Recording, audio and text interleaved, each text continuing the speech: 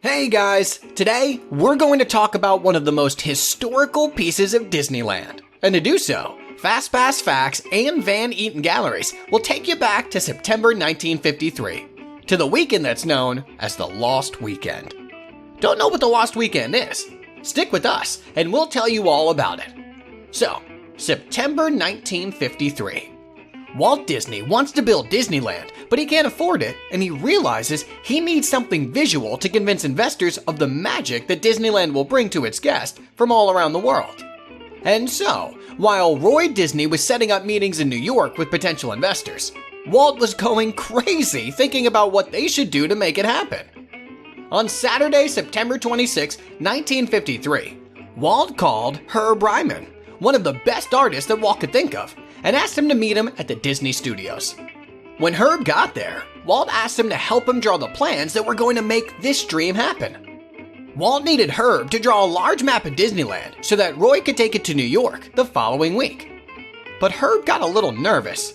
He felt pressure because he thought there was not enough time, and he was really worried that he wouldn't do as amazing a job as Walt needed by rushing the project.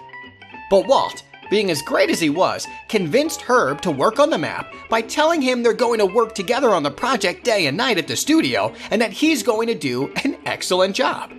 And so, over those 2 days, Walt and Herb worked on the map. Walt described every aspect of the park very specifically to Herb, and Herb used a pencil and a large sheet of vellum paper to draw it exactly as Walt imagined.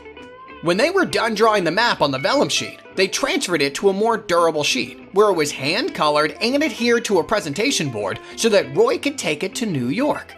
And we have this map to thank for the successful presentation that led to the funding to build Disneyland. After the presentation, Roy came back with the map, and over the next year, this same map was used by Walt in many development meetings to help design the park. Later, in 1954, it was inked again by hand, but this time adding darker and bolder lines with more color and lots of new details like an additional train car, a new monument on Main Street, an enhanced Disneyland scroll along the bottom, and much more. After the new enhancements, the map was used in September of 1954 as the first image of Disneyland revealed to the general public. This map was used to promote Disneyland for a long time until March of 1955. Just 4 months before the park's opening, Disney was done using the map because they had newer maps that resembled more closely how the park looked on opening day. And so, Grenade Curran, Walt's employee and friend, came up to him and asked, "What are you going to do with the map? Can I have it?" And Walt turned around, looked at him and said, "You can have it." And he kept it for over 60 years out of the view of the public.